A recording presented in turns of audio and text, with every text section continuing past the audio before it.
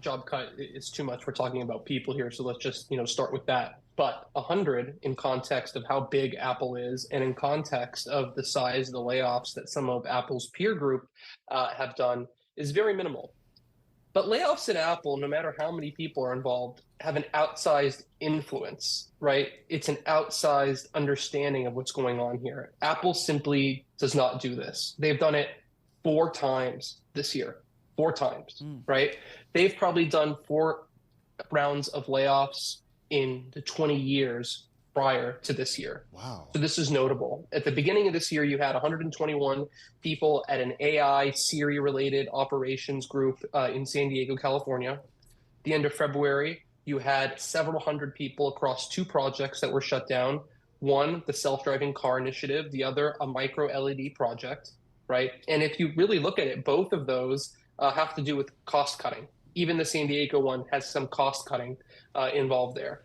The cut to the services division, which, by the way, is Apple's fastest growing and one of its most important organizations in the entire company, one that most people would probably believe would never face any layoffs.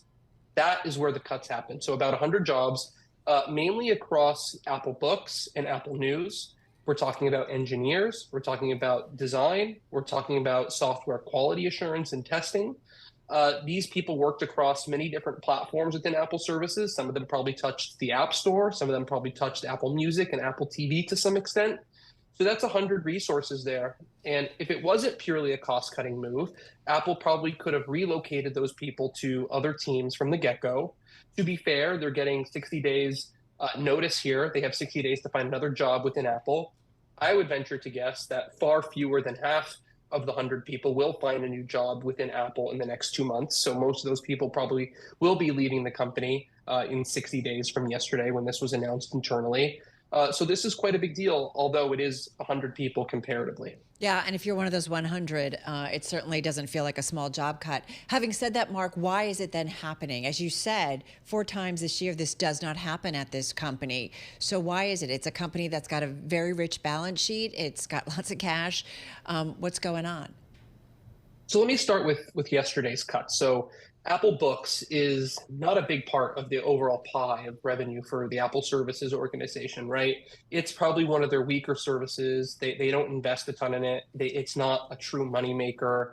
Apple News doesn't make a ton of money either, even though there's advertising, even though there's that subscription, which I believe is now $13 a month. So it's simply less of a priority. So there's a bit of a priority shift in Apple services towards streaming video, streaming music, gaming, the App Store and such. Remember, there was that App Store reorganization a couple of weeks ago, which meant that they probably had to reallocate some resources related to that as well. Now, in terms of the layoffs in totality, I think it shows that, Apple is bracing for some sort of recession or trying to Mm. get ahead of the possibility of a recession. Obviously, Wow. we've seen stats out there, and Apple wants to be a leaner company, right?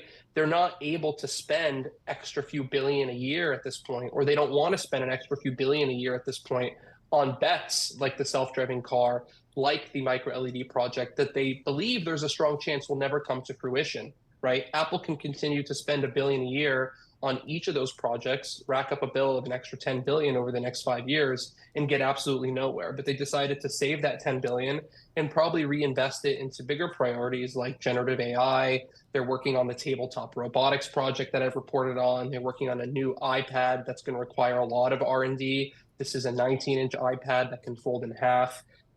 They need to do some R&D to redesign the iPhone. They need to put money into shrinking down their components and making them more efficient so they can roll out new form factors. There are some health technologies that they want to roll out. But, the big picture here is AI and probably reinvesting that money into artificial intelligence development.